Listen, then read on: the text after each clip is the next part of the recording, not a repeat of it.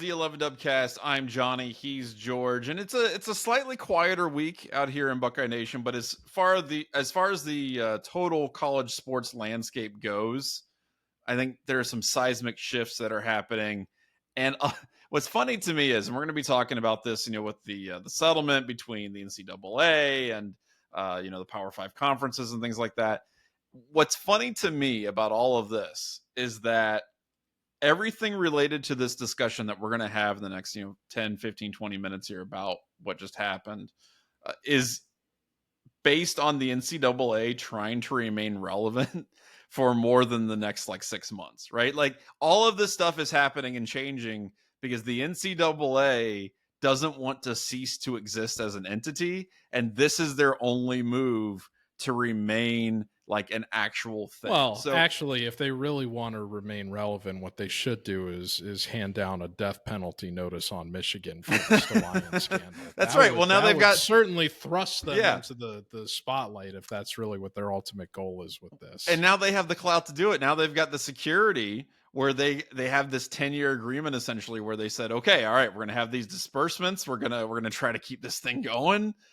So, if there was a time to do it, now would be that. I think they should absolutely go ahead and do that. I would like to see it. I think we would both like to see it. So just kind of do a real quick summary here. So essentially, what the NCAA and the Power Five conferences have done is they have created this model that they've reached a settlement. They're going to do a bunch of back pay. I think starting at 2016, I think they'll do some back pay to college athletes. There's going to be some kind of pay scale based on sport, whatever.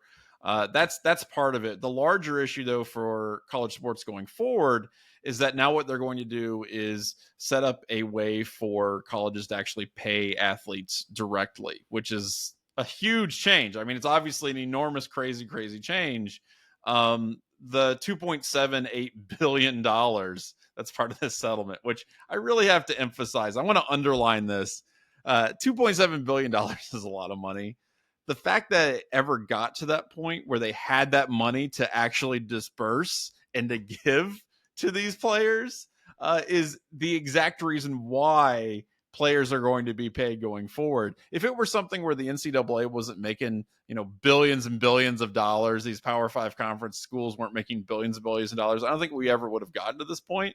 But that's what it is. And that's figure what the only landscape applies is. to players going back to 2016. So it Right, just exactly. makes you wonder if they did something that was, fully encompassing of the college football timeline, just how lofty of a figure that would be.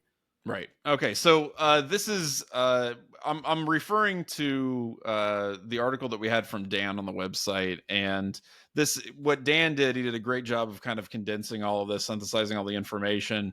Ross Dillinger did a lot of really good reporting. Thamel and Murphy did a lot of really good reporting.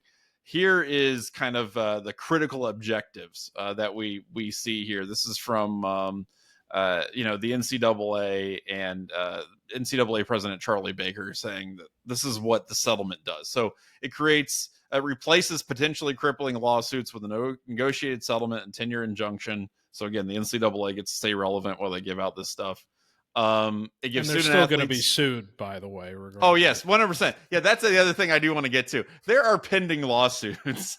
So this is not settled. This is just the first step in all of this. That's a great point. In name only. That's right. This is settled. This settlement, this initial settlement. So it replaces potentially crippling lawsuits with a negotiated settlement 10-year injunction for this particular thing. Enables student athletes to receive up to 22% of the average D1 Power 5 athletic revenue. Adding all these benefits together, many A5 schools can end up voting nearly 50% of athletics revenue to student athletes. It ends decades of antitrust litigation, stabilizing college sports. By the way, this is, again, from Charlie Baker, NCAA president. It does not end decades of antitrust litigation across the board, and I would argue it destabilizes college sports. But that's his opinion. And then he says it binds the D1 together, enabling the NCAA to contribute $120 million annually for 10 years towards back damages, which they're acting like that's a big victory for the NCAA. Like, thank you, finally we get to disperse billions of dollars. We're sorry. Yeah, we're. Yeah. That would have been really funny. He's like, I'm sorry, everybody. Yeah, like my toddler does, where you're just like, I'm sorry. Like, okay, I know you don't mean that at all, but you've at least practiced it the way you're supposed to sound. So, anyway, long story short, a lot of changes. A lot of money is going to be going directly to student athletes now. Here's my point, and I actually have a question for you too, George. After this, because first of all, I think you're going to see a massive reorganization of athletic departments, how many sports they're able to sponsor, all that kind of stuff, scholarships available, blah, blah, blah. My question to you is, how do you feel about the idea of a school like Ohio State not being able to sponsor 36 varsity sports, or a school like, I don't know, like Rutgers, or another insolvent like UCLA or something like that, not being able to sponsor like 10 or 15 varsity sports? In other words, is there a problem with these colleges not being able to afford the amount of varsity sports that they've been able to enjoy for the past however many decades? Yes and no. And this is a lot of this is just based on theory at this point because we have to see how it actually shakes out. But Sure. most of the people that we've already spoken to about this that have informed opinions and ties to Ohio State seem to concur that the trajectory that this legislation is going to give Ohio State's athletic department is one where efforts and funding are more concentrated on football and some of the higher level um, or more successful sports programs within the athletic department, which is, cultivating an environment where even a school of Ohio State size is simply not going to be able to financially support 36 or more different teams, Right. which is unfortunate for a school of Ohio State size. But again, we're the perennial Stanford Cup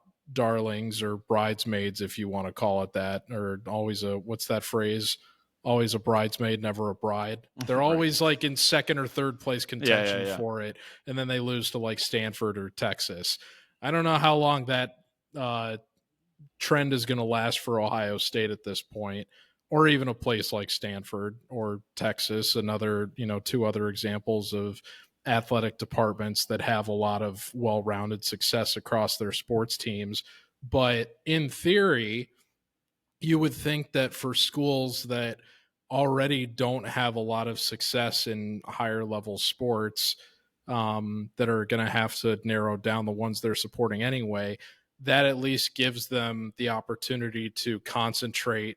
It gives every athletic department the opportunity to concentrate on what sports are going to be most successful for their school, and they're probably able to stick out more as a result. The So, hockey team, the schools that have hockey, for example, that don't necessarily have anything else, they're going to be able to presumably stand out more, even if it comes at the expense of having to get rid of, their football or their basketball team. We already know, I think, one high level example of a Big Ten school getting rid of a very prominent sport. I believe Wisconsin got rid of their baseball team, which came as a bit of a shock, but just, I think, an example of an early casualty that you're going to see for a lot of these higher level schools that you would expect to be supporting those big brand name sports. I mean, they right. say baseball's America's pastime. I would argue that that's kind of more changed to football in the modern Yeah. I era. don't think anybody would. Yeah. I But I don't. still think Yeah. it comes as a bit of a shock to the common person that a school of the caliber of Wisconsin would stop supporting its baseball team like that. Right. But they clearly have other sports that they're good at that they're going to be able to, put out. So I think that in theory, it's good for if you're like someone that is a fan of your school's whatever successful, more niche sport that they have, that they're going to be able to stand out more as a result, as the schools that have maybe been propping up their teams within the same sport, but definitely don't make it as much of an emphasis, now start to get weeded out of Mm-hmm. contention for those postseasons and just being contenders year in and year out. But it, for people like us that are fans of Ohio State and the well-rounded athletic tradition, it's unfortunate. But again, we've been very fortunate for a long time, so it's important to, kind of keep a broad perspective here relative to, how else this is going to affect a lot of the other schools. I can't imagine that everybody is thrilled or happy with this. I would actually think in more cases, like, further than getting out further than seeing the athletes getting paid relative to, I'm sure everybody's happy with that. Just thinking about what we are in terms of the broader ramifications for schools having to gradually shut down their more niche sports that they may be supporting. Right. That's probably, I can't imagine many people are happy about that.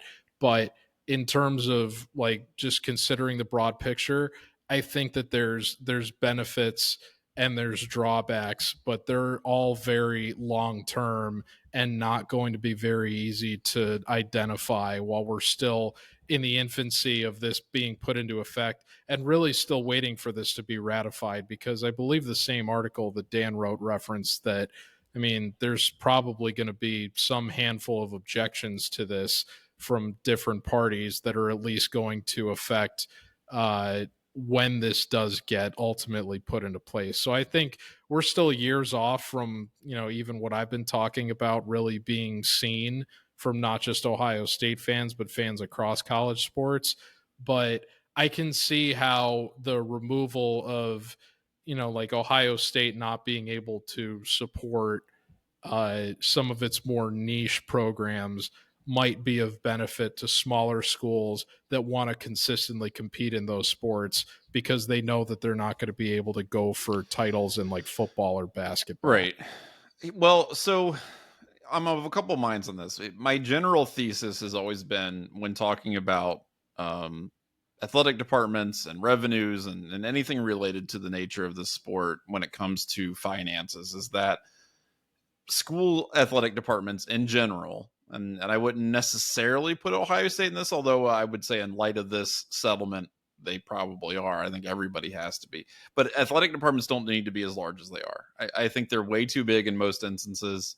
I think they take way too much money from both schools and students in most instances. If you require, the school and the students to subsidize like 60% of your athletic department, then your athletic department's too big. You should not be your athletic department should not be that large. You should have a much smaller athletic department. You should be sponsoring much fewer sports. You should be looking for ways to cut money. Like that's just, one example I could give, one local example is the University of Cincinnati, and the most recent, I just looked this up, the most recent figures that USA Today have for their athletic department revenue is they brought in about $83 million, right? In 2022, fiscal year 2022. Uh, and like It's a of that lot of 80, skyline. that's a lot of, that's right. That's a lot of skyline. And look, $83 million for a school like Cincinnati, you're like, okay, well, that sounds about right. That's pretty decent. And like 33% of that comes directly from the school. Contributions made up like another almost 15 million. I mean, my point with all of this is that in terms of actual ticket sales and rights and licensing, less than half of that actually accounted for their total revenues. And my point with all of that is that Cincinnati has a really, really large athletic department. It doesn't need to have a really large athletic department. I understand Title IX plays into this, which is understandable, but like that's a federal law. And if you're a state institution, if you're a school, if you're a public school, you need to be able to deal with that. And I know a lot of people are like, well, then why should why should football have to exist in tandem with women's rowing? It's like, well, that's because what Title IX provides for. And I don't have any problem with that. I want to make sure that women have the same kind of opportunities to participate in college sports as anybody else. I think that's necessary. But I also think what's necessary is for these schools to take a hard look at their finances and go, what is actually viable here? Now, my secondary issue with that is that I think seeing that schools are going to make the mistake of thinking that, well, football is the revenue driver here, so we have to have a football program. And I gotta tell you something, man. Like, I agree with your earlier point where you're like, it would be really good if these schools would pick like some of these more niche sports and say, we're going to excel at this because this is something that we're already good at. We already have the infrastructure and we can put a lot of money into it, versus, oh crap, we have to make a bunch of money now. Let's cancel all of these other sports and just have a football program. And I'm afraid that they're going to choose that option as opposed to building on what they already have. And that's what worries me a little bit about this.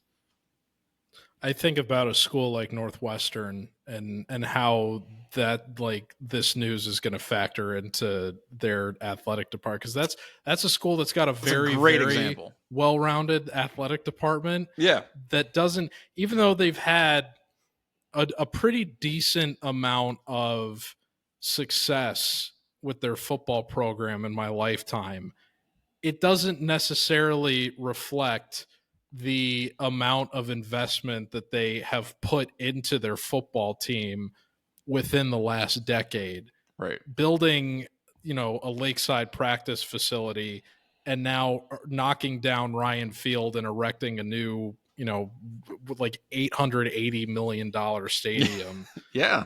You just look at that and you think, relative to this new legislation, like, they have so much different success across sports teams, particularly a lot of women's sports teams. You just wonder how many of those are going to be on the chopping block in favor of supporting a team that, while people that wins 4 to 5 games every season, want it to be good, isn't necessarily good all the time, and just had to fire the face of the program in the last offseason.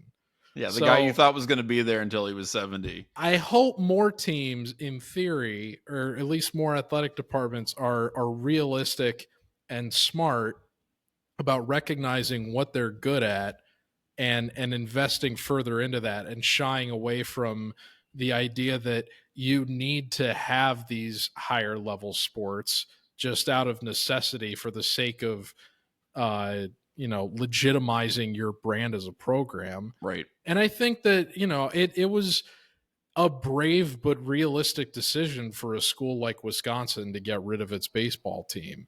Mm-hmm. I mean, you're only a couple hours away from a field that is described as the frozen tundra in football. Right. You're not going to be able to play football or baseball rather in that state year round, the way that a Southern school or a West Coast school is going to have a much more, like, better access to weather and better facilities and can more easily recruit. Mm-hmm. So they're just like, what, for the sake of, we got a good hockey program. We got a decent, if completely aesthetically displeasing, basketball program.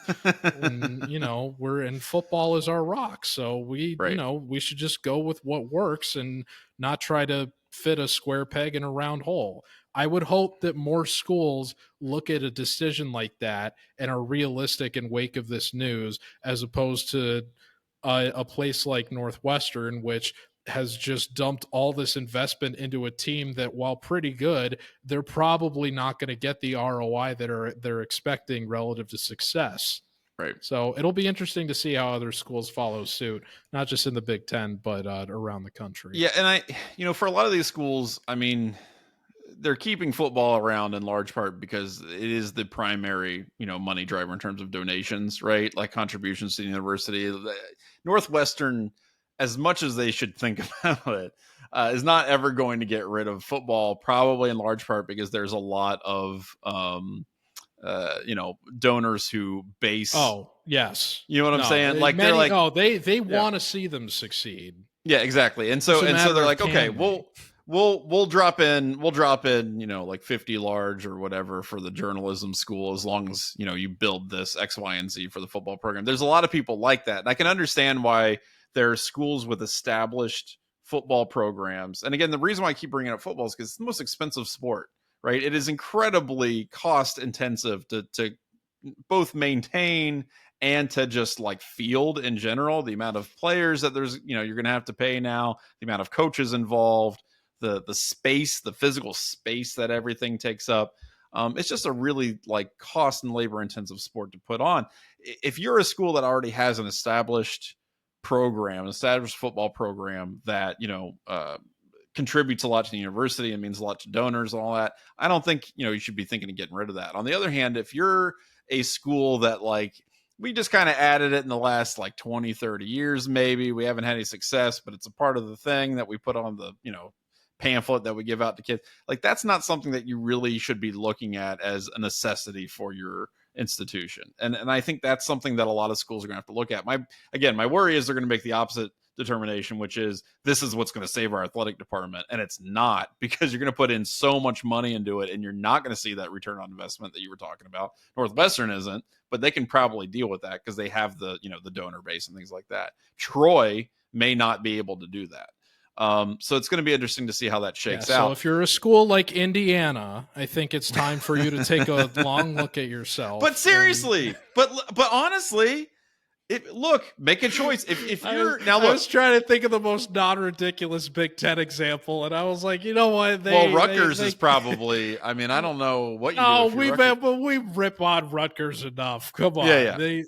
I don't want to see Shiano completely fail. No, I know. And Big Ten schools are probably going to be fine because they're going to be protected with the television contracts and stuff. They'll have enough money. Rutgers didn't mythologize getting a 9-win season the way Indiana did. They're like, if you're that far in the gutter, maybe cut the football program and dump all your funding into trying to get back to the Bob Knight glory days. Hey, you know what? And that's the thing. And honestly, though, if you bring back Tom Crean, and that's right, maybe we should ask Ramsey about this. But like, I feel like if Hoosier fans had to make that choice, between football or basketball, I think they're going basketball every time. I don't think they're pulling real hard for the football program to get enter some kind of reign of dominance like they are for basketball. I think some of them are pretty desperate.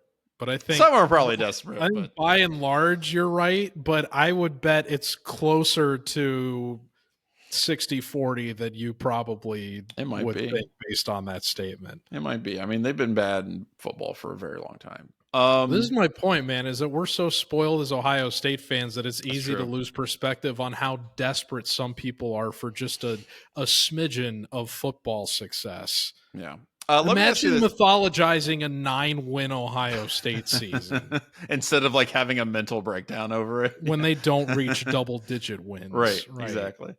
Let me ask you this, because I had a conversation about this with a guy at work, and I bounce off some of these questions off people at work sometimes because they're definitely like the older school sports fans. They've been around a little bit longer. They have a different perspective on college sports and athletics and stuff. How do you feel in general about the prospect of players just getting straight up paid? Does that cheapen the experience for you? Does it change how you feel about college football? Because I think for a lot of people it does. I think for a lot of people it impacts how they feel about it. Yeah, if I'm being honest, I'm more upset that this has happened, like, has coincided with just the barriers being totally taken off in terms of the portal era, just because it's one thing to, in theory, I really don't have a problem with paying the players. And I mean, it would be kind of hypocritical for me to have a problem with it, given I'm an Ohio State fan and the controversy that has surrounded this program relative to incentives during my lifetime. Right.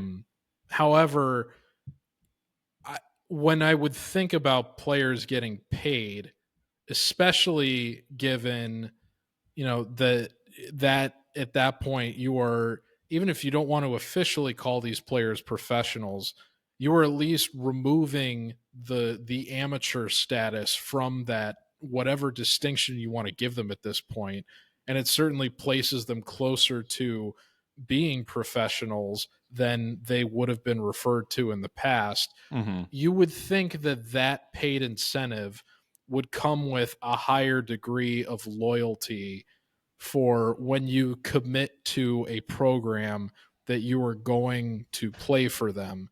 And that was what really rubbed me the wrong way about what happened with Quinn Ewers, Mm. because that kind of shafted Ohio State last season, if we're being honest. Sure, yeah. If that guy had just been a little bit more patient, and I understand there was other things in play, like he really could have stayed in high school for another year, and he came into college very young, and I'm Mm-hmm. sure that very much amplified the feelings of homesickness that he doesn't have to deal with playing in Texas.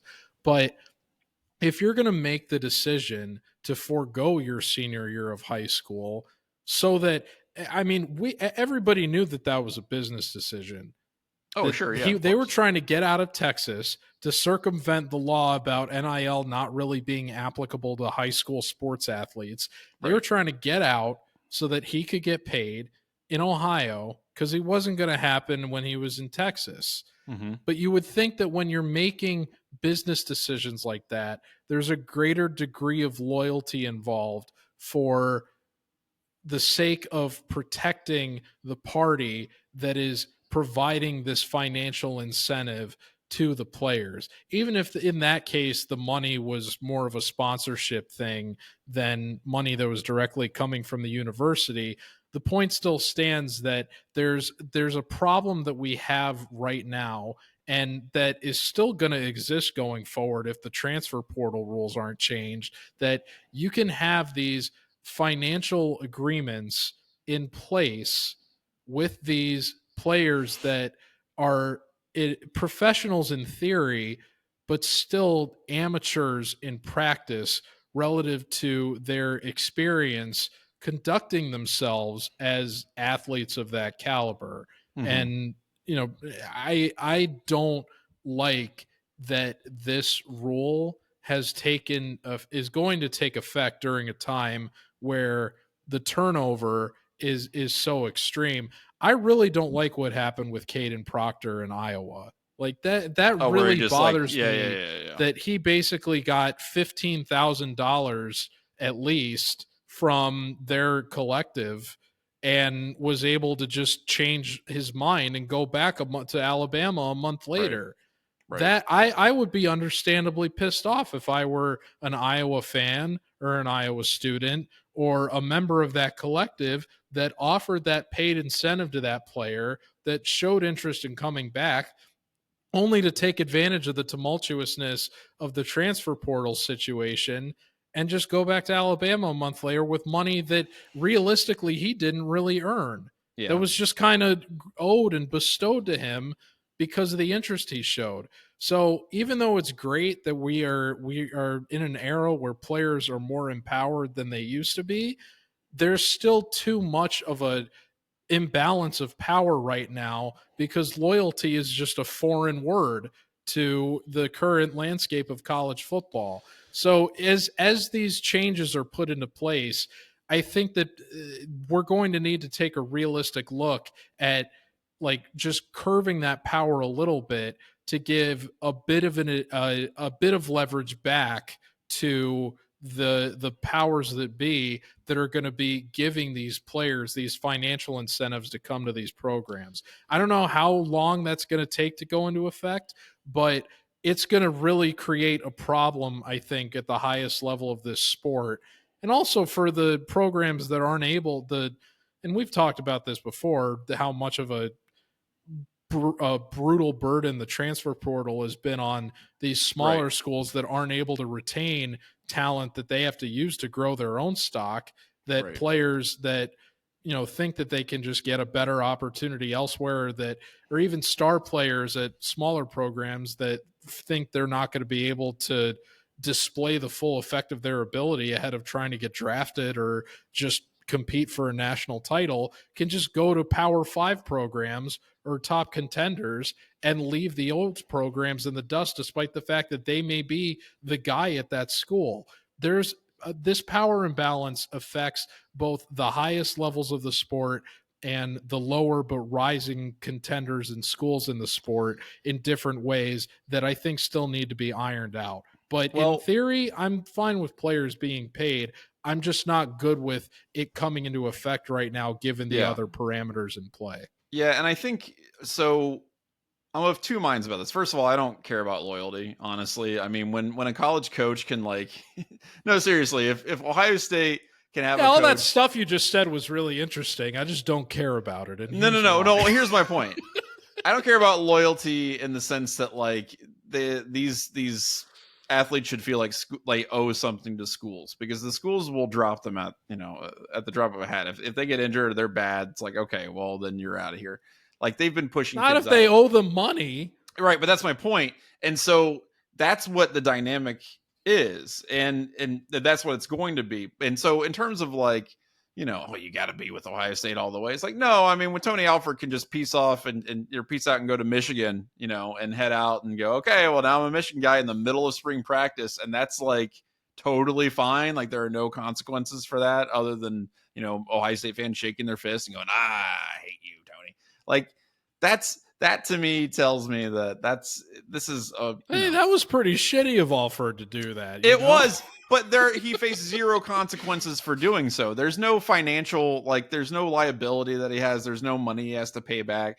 There's no contract that says you can't go to a rival if you feel like it. There's nothing like that. And I don't think there should be something like that for players either.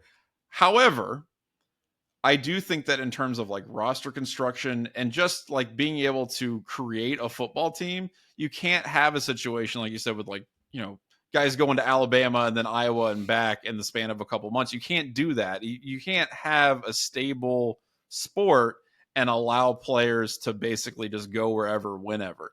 So what I actually think is that this is going to provide kind of an advantage. It's going to help solve a little bit of that.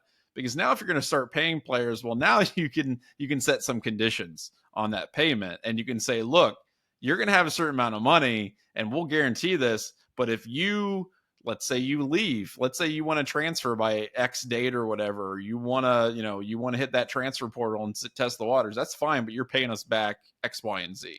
And so what you can do now is have collective bargaining. You could have an actual union. You could actually make this legitimate. Now, is it going to be amateur? No, because it can't be at that point. But I do think that's going to help clamp down on some of this, insanity when it comes to how you have to re-recruit your guys every single time the transfer portal opens. And I just don't think that's sustainable or viable for coaches or even players, honestly, at a certain point. So I hope that does get tamped down, because I don't think that the sport can sustain that much roster turnover for a very long time. I think it's gonna make the sport more ridiculous. One thing we didn't talk about in the settlement is the idea that they're going to try to go to smaller rosters in general, and that's also going to be a huge impact. I think maybe more than a lot of people understand, just because you're not going to have these preferred walk-ons. You're going to have these smaller schools being able to use up all those 85 scholarships on quality players, because larger schools aren't going to be able to hoard talent in the way they used to be. It's going to have, I think, in a lot of ways, the same kind of impact that it had in the 1980s when they actually reduced scholarship numbers to 85. So that's another part of this too. I think you can get to a point where this all makes sense, but right now there's a lot of chaos, and I agree with your point. You gotta make it so there's the balance of powers is more equal, and it it's a place where college athletes are respected, are paid, the work that they're doing, the actual labor that they should be paid for is compensated. They're getting that, but also that it doesn't, make the whole thing collapse underneath them in the process. And I think that's really important. So interesting stuff. And again, this is an evolving thing. As George, as you mentioned earlier, there are other lawsuits in the works. It's gonna be an interesting few years in college football, to say the least. So I'm excited about that. Before we get to Ask Us Anything, I want to remind you that the Dubcast is sponsored by the Dry Goods Store at 11warriors.com. Drygoods.11warriors.com. shirts, hats, stickers, all kinds of great stuff. New stuff out there in the store right now. The Anti-Wolverine Social Club, I recommend. That's a cool ass shirt right there. I'm just gonna say. So all right, so real quick, this is Ask Us Anything. We've got several really good questions, so let's go ahead and hit them up. It's dubcast at 11warriors.com if you want to ask us literally anything. We will answer almost literally anything. This first one's from Ken, who just wants to point out that we made a slight boo-boo in the Dubcast. 2015 team beat Notre Dame in the Fiesta Bowl. 2017 team beat USC in the Cotton Bowl. So that's fun. Also, okay, you're right, but like it's Fiesta Bowl, Cotton Bowl, like it's all the same thing. If it's not the college football playoff, who really cares, right? That's right. Exactly. I've already forgotten the result of the last Cotton Bowl, I hope. I have. I don't. What are you even talking about? Also, he attached a couple of pictures here. One is his kid with Jalen Marshall. This is one that he sent last week, which is pretty cool. Jalen Marshall, Middletown native, by the way. My sister actually knows his brother. And another picture here with Joey Bosa and his son. So that's pretty cool. Awesome. Good for you. And I just had an exercise question real quick. So what's our exercise conveyance, I guess, of choice? So are we a treadmill, elliptical, stationary bike kind of guy? What's the choice that you use in the gym? I see why he first of all remembers so vividly the 2015 Fiesta Bowl, because I believe Joey Bosa got thrown out of that game. So that's right, he did. He's holding on to pictures of his son with that player. It makes sense why it'd be so. I forgot about that. That was stupid. Might be emotionally charged about us forsaking that game on the that's part of the reason I put that game out of my memory. It's so horrible that's the end of one of the all-time great Ohio State pass rushers' career as a Buckeye. And the game itself was pretty boring. Not only that, but the conditions under which Bosa got thrown out were totally ridiculous. Oh yeah, it was stupid. Anyway, to answer Ken's question, I've never been an elliptical guy, and I don't like the elliptical either. Yeah, but I also, and I guess I have some semblance of sway on this because I did take myself down at least like 75 pounds within the last 5 years. So I would say that the most benefit you're going to get is from a treadmill.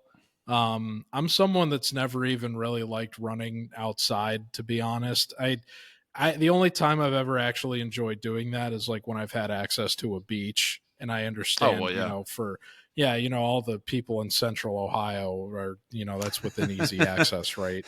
That's right. I'm just going to run around Antrim Lake for run the perimeter of Buckeye Lake or something. That's right. So I would, you gotta go treadmill. And I like the treadmill because I can blend, doing a max incline like speed walk and then, do nice little jog, run afterwards. But just keep in mind, you can't run on zero incline. You gotta crank it up to like a 1 so that you account for the same wind resistance that you would get if you were running outside. Otherwise, you're gonna feel like you're more brisk than you really are, I guess, right, if you're just running on that zero incline. So challenge yourself a little bit, and I would say it's important for, it kind of depends on what your goals are, because you're gonna get more. Doing kind of a max incline walk is more important for the sake of like burning fat or whatever, but I think it's important to blend both. And I would also say, don't buy into the myth that cardio kills your gains, because I would do that like routine with like the max incline and then the run afterwards, and then I'd go lift, and I did that 5 days a week without any problem for a pretty decent amount of time to very good results. So just don't be afraid to challenge yourself, add a little bit more every week, and you will go far. Yeah, but actually not far at all because you're on a treadmill. You'll actually stay in exactly the same spot. But then you can do stuff like multitask. And, yeah, well, yeah, and you can go outside and run. I agree with you. I think the treadmill is probably the way to go. Honestly, I just really hate running on a treadmill. I cannot. I don't know, something about it. It doesn't feel great on my feet. Now, part of that's because I don't like running at all, period. So I'm sure that's a huge part of it. Oh, I never enjoy any workout. It's just a different type of, it's work, it's in the name. I have a stationary bike, and it's not like a fancy one. It's like a really, really basic. There's no, internet hookup. There's no screen, any of that stuff. It's just a stationary bike. I really got into bike riding probably about 5 years ago, maybe even more than that, maybe 5 or 6 years ago. I used to work out a lot. I used to work out like 4 days, like lift heavy, like 4 days a week and all that kind of stuff. And I got a shoulder injury. Used to call him Johnny Bravo. That's right. Yeah. That's actually probably about what my my body type looked like, given my terrible lack of legs. But anyway, I got a bad shoulder injury, and then I got sick at the same time, and I couldn't work out like heavy for a while. So I was like, well, okay, I'm gonna get on a bike. And so I started using the stationary bike, just to kind of start off with. And I got a real bike, and I had one from back in 2016 because I did Pelotonia back then, and I spent the summer doing it. We did 50 miles, and it was great. And I was like, well, I'll bust this thing out again. And I just started to really love it. And then I broke my collarbone. I got into a crash. Yeah, I broke my collarbone, went over the front of the handlebars and landed on my collarbone, broke it. And after that, it's like a lot of the heavy lifting things I used to be able to do, I cannot do anymore because I didn't have surgery. It just healed, but it healed funny, and it's all awkward. And so it's hard for me to like bench press or do, shoulder press and that kind of stuff. Anyway, long story short, I ended up really liking the stationary bike just because what I would do is I would get into the Tour de France. And so what I would do is I would record the Tour de France and then watch it and then ride my stationary bike while I watch the Tour de France. And so then I would pull up stuff on my phone, like on YouTube on my phone, and like set it on the little like handlebars or whatever in front of me and like pull up some like bike racing stuff. And so whenever I would see a sprint, I'd like crank the thing up and do a sprint. Or when they were going up a mountain, I'd like make the resistance really high and like try to go. And so it was fun. I had a lot of fun with it. I know some people have the $3,000 bikes or whatever, the Pelotons, but that's, I think you can have a lot of fun with the stationary bike. I agree. It's not as good as a treadmill. It's not going to get you as many calories, but it's a fun way to like get back into exercise. And I think it's I have no qualms with the stationary bike. Yeah. Just don't become one of those Lancers that are a scourge on the road for motorists. Yeah, you gotta. Yeah, I agree with that. I actually honestly stay as much off the road as I possibly can when I ride my bike. I just ride trails. Okay, that is what a responsible bicyclist does, and I wish there were more of you.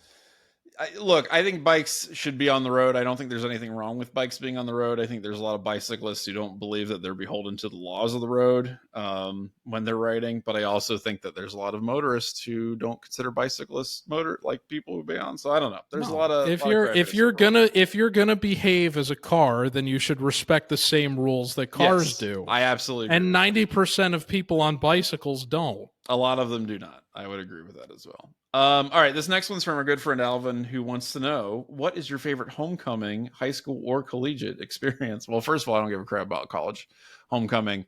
I never did. However, George, I was my school's homecoming king. Wow. Actually, yes, my senior year. The Lord of Middletown. King. That's right.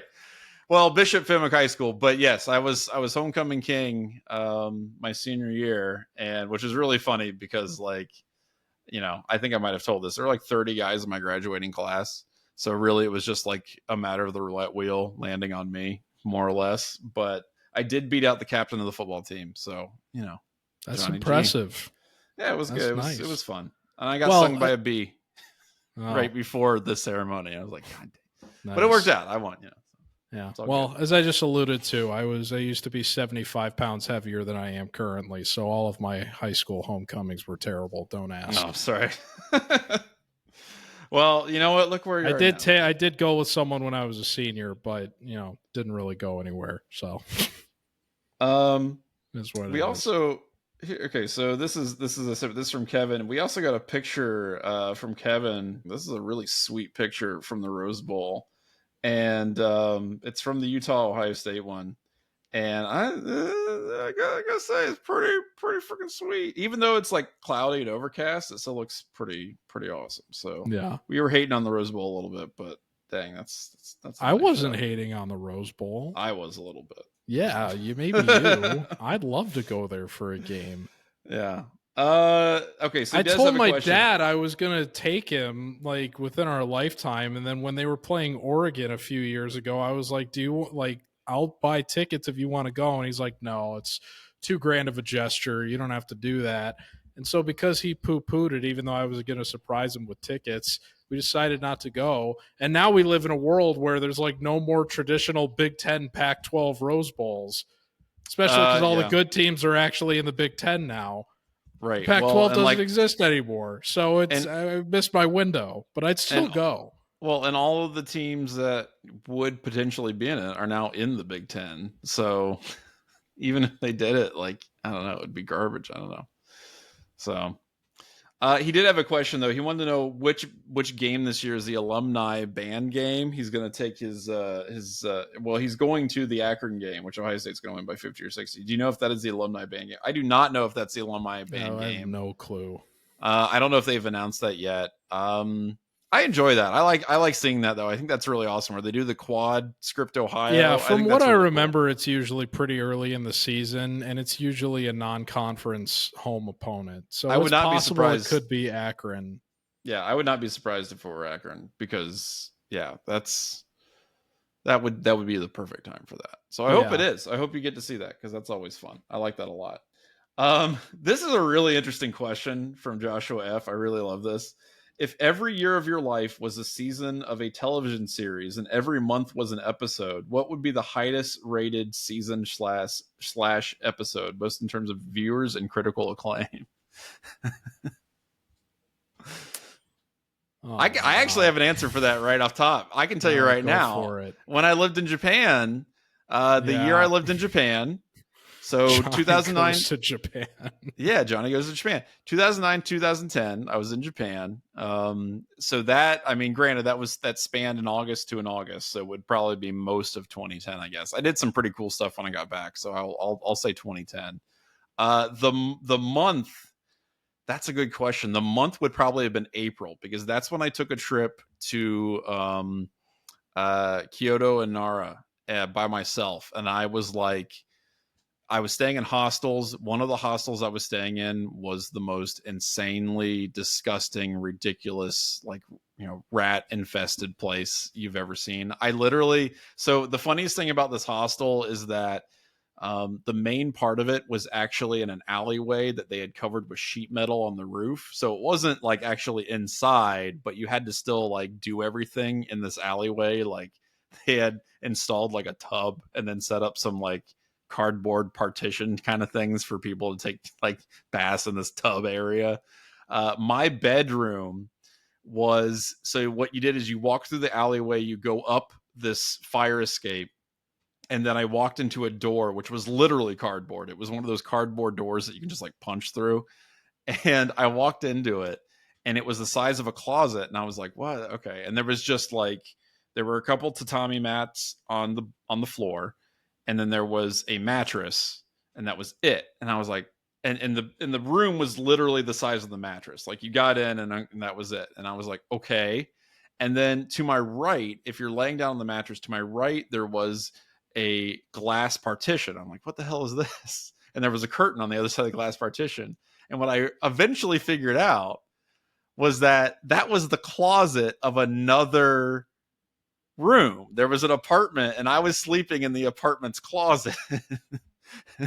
Or what might have been the balcony of another room. I don't know. But anyway, the point is that it was just this enclosed area, and it was the crappy state. But the entire trip was freaking awesome. I saw so many amazing things. I probably walked between 7 and 10 miles a day, just nonstop. It was great. It was an incredible thing. And it was there during the height of cherry blossom season.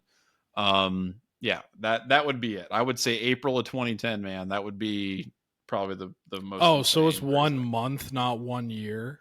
Well, the year is the season. The episode Okay. is the month. So the All right. season would be 2010. The Because month, I would the probably episode would say be 2021, which was that was the year I moved to Miami, and it was also the year that I started working for 11 Warriors. nice. So I worked or lived in 4 different cities during that year. So I started in Chicago, and then I was in Columbus for a couple months while I was transitioning to Florida.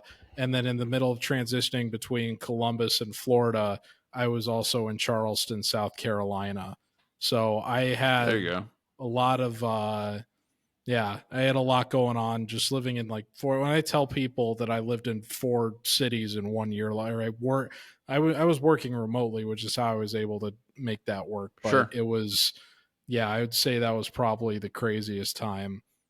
Also, because that was like when I actually started, like, I keep making references to this dramatic weight loss that I had during this Ask Us That's Anything 70 segment. pounds. I mean, that's something to be proud of. That's I get That it. was when I actually like took myself off the shelf for dating, and like my life became completely different for like than anything I had been exposed to I can see that. previously. So I think the viewers would get a lot of amusement out of watching me kind of work myself through that process of realizing that, oh, not only am I a different person now, but I'm treated totally different than what I'm used to relative to the Right. opposite sex. So Little let's fish out of water situation. Yeah, I like that. exactly. You know what? So 2010, speaking of 11 Warriors, so when I came back to the United States, I did a lot of stuff with 11 Warriors. I had been, that's 2010 is the year I started writing for 11 Warriors.